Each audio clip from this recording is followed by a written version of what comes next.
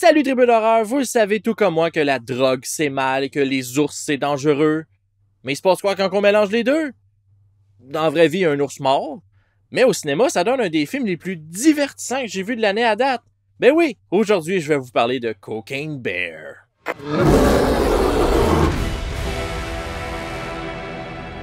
Réalisé par Elizabeth Banks, qu'on est pas mal plus habitué de voir en tant qu'actrice dans des comédies, Cocaine Bear est son 3e long métrage. Mais c'est pas sa première incursion dans le monde de l'horreur.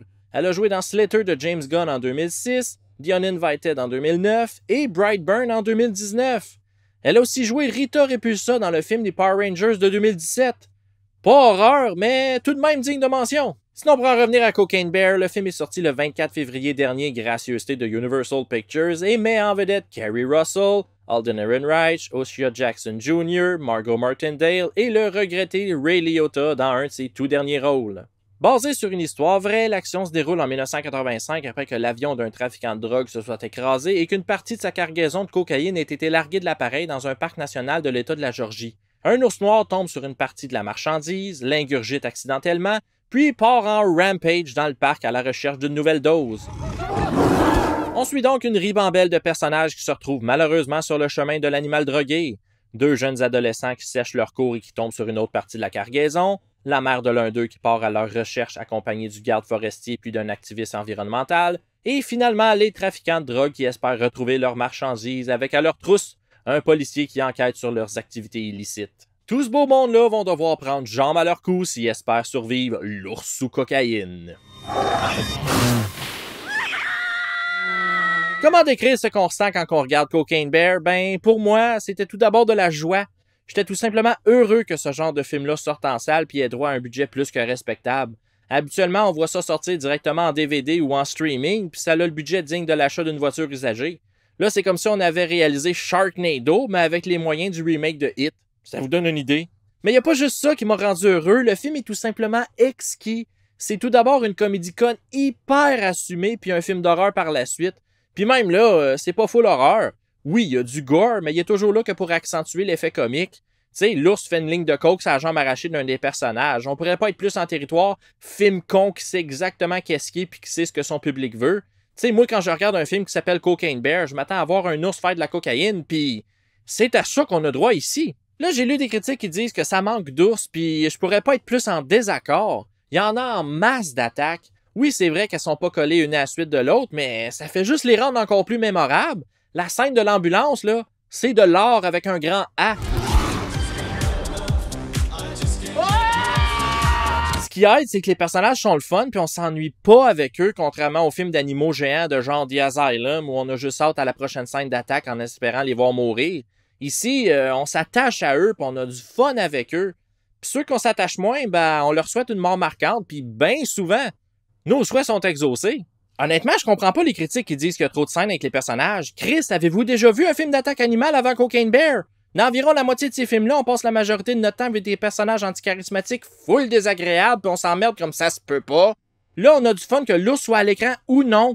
Tu sais, s'il était pas dans le film, ce serait quand même un poppy thriller comique avec des personnages un peu excentriques. Mais là, ça donne qu'il y a un ours qui a été ajouté à ce scénario-là pis c'est juste magique. Fait qu'arrêtez de vous plaindre, arrêtez de penser à ce que ça aurait pu être pis enjoyez ce que vous avez. C'est déjà assez miraculeux qu'un film de genre sorte au cinéma. Profitez-en, bâtard! Puis tu sais, si ça pogne assez, il va y en avoir d'autres films comme ça avec des scénarios stupides over the top. Ok, c'est sûr qu'il va y en avoir une chier de cheap. Genre, il y a déjà The Asylum qui a annoncé Attack of the Met Gator.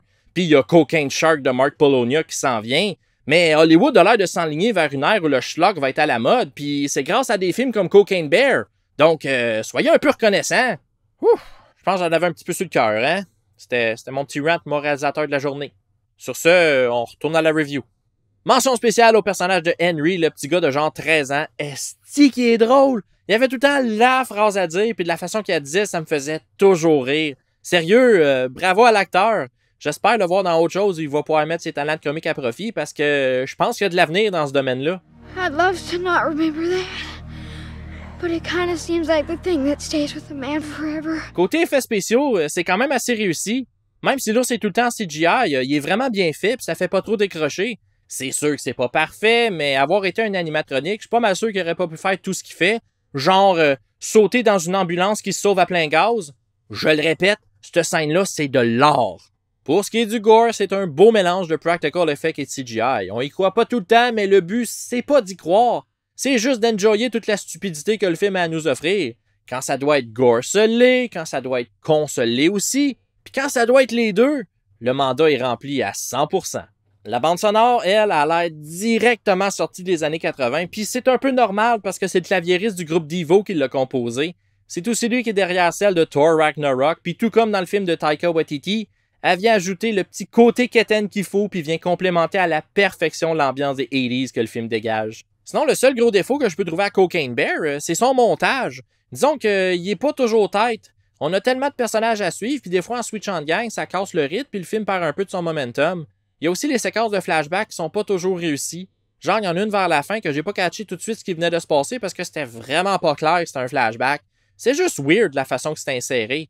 Mais bon, pour moi, ce n'est qu'un petit défaut qui n'est qu'un petit détail, puis ça vient aucunement gâcher le plaisir que le film procure. Ah, puis tu sais, le film dit qu'il est basé sur une histoire vraie. C'est vrai, mais il y a énormément de libertés qui ont été prises pour raconter ce fait divers-là.